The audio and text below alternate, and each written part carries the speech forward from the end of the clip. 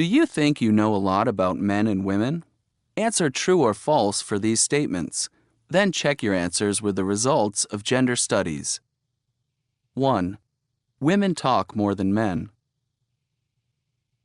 2. Women tend to worry more than men. 3. Men are more truthful than women. 4. Men are more easily bored than women. 5. Women have a greater tolerance for pain. 6. Women live longer than men. I think women talk much more than men. That's just a stereotype, though I do think women talk more than men about certain things. Like what? Women like to talk about their feelings, but men usually don't. Men would rather talk about sports or cars. Typical. 1. The common stereotype that women talk more than men is wrong. In fact, recent research shows that there is very little gender difference in how much people speak. Some research suggests that men tend to speak more than women in formal settings, and that women speak more in informal situations. One study revealed that women speak an average of about 16,000 words a day, and men do too. 2. Studies show that women worry more frequently and more often than men. This may be due to the fact that women's brains produce less of a brain chemical called COMT, which controls anxiety. Having less of this chemical can make it harder for a person to stop worrying. 3. Women lie frequently, and men do too. However, research shows that women and men tend to lie about different things.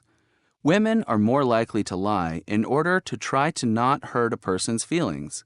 They are also more likely to lie to try to avoid a conflict. However, you are more likely to be told a lie by a man for a different reason. Men more often lie in order to make themselves seem more impressive.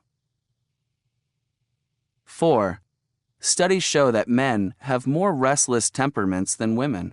For example, women seem to have a capacity to adjust to repetitive tasks, but men don't. They dislike being asked to do such tasks and are less likely to successfully complete them. It is speculated that women do better in these situations because they have a greater ability to keep their thoughts and imagination active, even during tedious activities.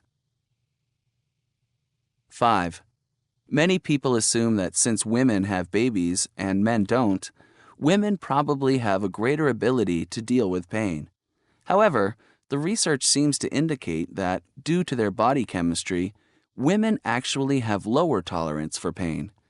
During recovery after surgery, women tend to experience pain with greater frequency and intensity than men do. 6. Women outlive men all around the world, sometimes by an average of as much as 10 years.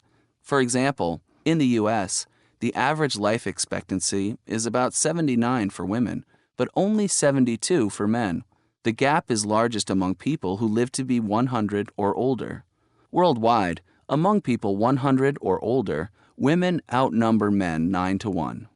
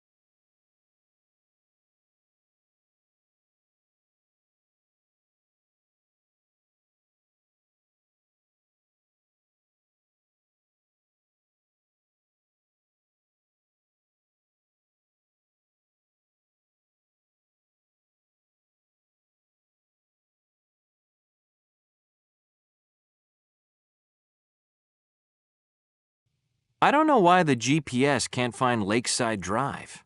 I think we'd better stop and ask directions. Don't worry, I'm sure I can find it. Let's try going this way. I think we're lost. Look, there's a gas station. Let's pull over and ask someone. Oh, all right. You look lost. You can say that again. We're looking for Lakeside Drive. I know this town like the back of my hand, and I can tell you that there's no street by that name. Do you mean Riverside Drive? Oh, yeah, that must be it. I just got the street name wrong. Can you tell us how to get there? It's not far. It's just over on the other side of town. You need to turn left out of here. Then go straight for a couple of miles. Keep going until you see an ice cream shop. If you pass Town Hall, you've gone too far. Take the first left after the ice cream shop, and you'll be on Riverside Drive. Thanks. I guess it's a good thing I suggested we stop for directions. We would have been driving in circles for ages. Don't make a big deal about it. I'm sure I would have figured it out eventually.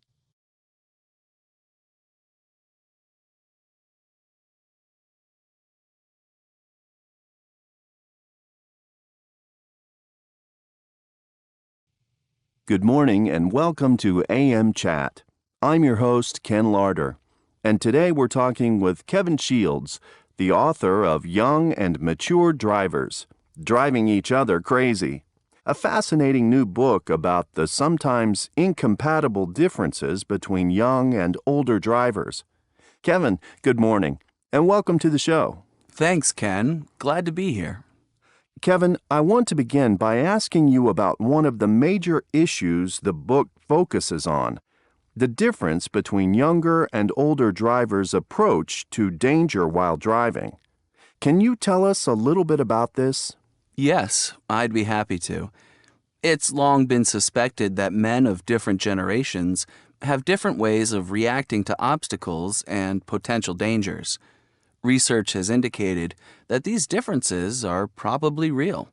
They reveal that experienced drivers tend to have a better sense of the parameters involved in each situation and react intuitively. So, this means that experienced drivers have better reflexes, doesn't it? Certainly not. Experienced drivers simply have encountered similar obstacles or dangers before and have developed a number of strategies. Intuition, as we all know, often has to do with accumulated knowledge and a range of experiences. Younger drivers normally have faster reflexes, but they need to process all the information on the spot and make a decision that they have probably not had to make before. So, it is a more conscious process, in their case, that sometimes increases stress or fear, depending on the individual. So then, it seems neither group has a total advantage in such cases, do they? Well, the strategies experienced drivers use does give them an advantage when having to regain control of the car or dealing with spillage that makes the road slippery or driving on ice. I remember hearing that experienced drivers usually have lower car insurance premiums than new drivers. That's true, isn't it? Yes, it is, provided that the experienced driver has a clean record with no major accidents. That's a bit unfair for new drivers, isn't it? I mean, it makes it considerably more expensive for a younger person who really doesn't earn much, if they have a job. Not really. While young drivers have quicker reflexes, they also tend to take greater risks and get into more accidents. Older drivers are more cautious, and so get into fewer accidents. So new drivers have their strengths, and experienced drivers do too. Each group deserves to be given credit for what they do well. So each group is the better driver in their own way, aren't they? Exactly.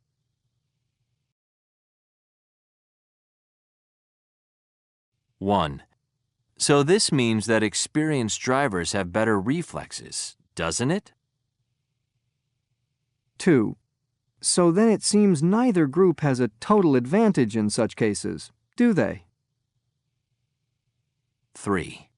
That's true, isn't it? 4.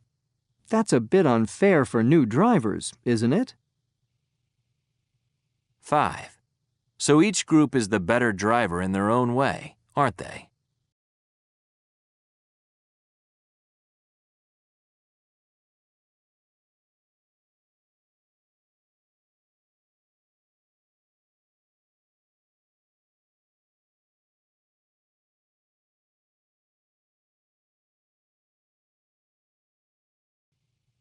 Do men and women speak the same language?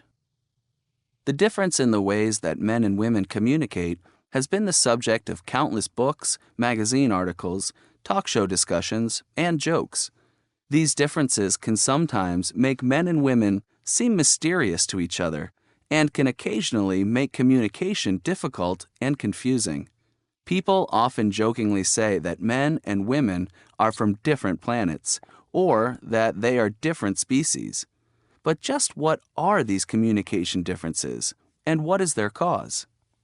One basic reason men and women have such different ways of communicating is that they see the purpose of communication differently. Research shows that women use communication as a way of growing closer to people and establishing intimate relationships. Women tend to use language to share thoughts and feelings and to be supportive. Meanwhile, men tend to see the goal of communication as accomplishing a task. Men most often use language to persuade, argue, convey facts, and demonstrate knowledge. Although men do not tend to use communication to achieve closeness, they have their own way of bonding. In one study, 75% of the men surveyed said that their most meaningful experiences with friends came not through talking, but through shared activities. In a related study, researchers found that fathers tend to show affection to sons by helping them with tasks and challenges. Javier Morales' experiences certainly support this idea. Says Morales, "My dad and I are really close, but I wouldn't say we talk very much. We spend a lot of time together doing things. We spent all of last Saturday repairing my car, and this week we're going hiking together. My dad and I have a deep bond. Just because we're not talking doesn't mean we're not sharing important time together." The content of what males and females talk about tends to be different as well. Researcher Deborah Tannen has found that while feminine talk tends to focus on feelings, relationships, and people, masculine talk tends to focus on sports, the economy, and facts. Women talk to explore problems, but men do not. Instead, men talk to fix problems. This can sometimes cause problems in communication. Janet West, a freshman in college, remembers encountering this issue recently. "I told my brother Derek about a problem I was having with my studies. He immediately came up with possible solutions to the problem. Being told how to fix the problem was kind of frustrating because it wasn't what I was looking for. I asked him to stop trying to fix the problem and try talking with me about it instead. He seemed completely confused and said, 'Why bother talking about a problem unless you're trying to find a solution to it?'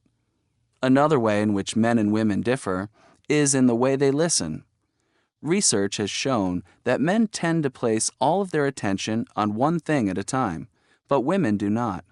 Instead, women commonly divide their attention between a number of things at once and make connections between these different things. Since this comes so easily to women, they are sometimes frustrated when men struggle to do this.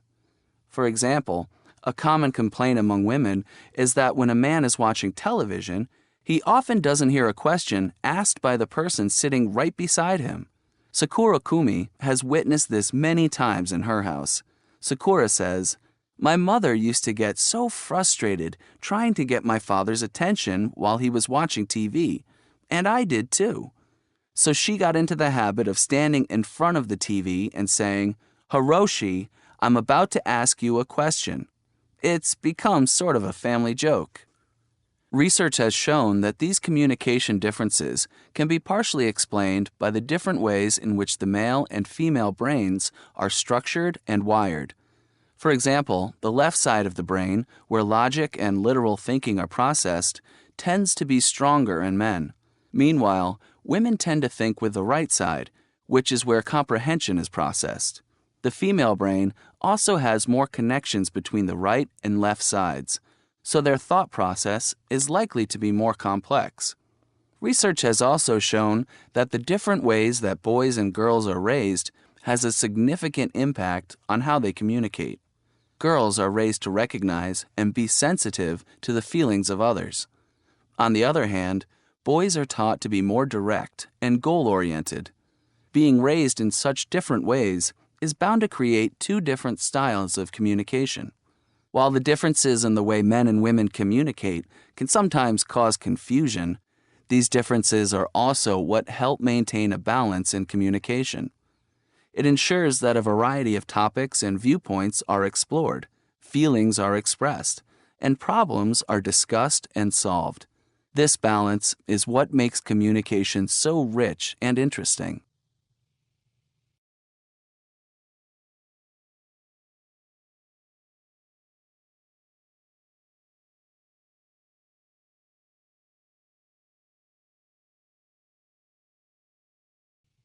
Verbal and nonverbal communication. When people talk about communication, the first thing that comes to mind is words or language.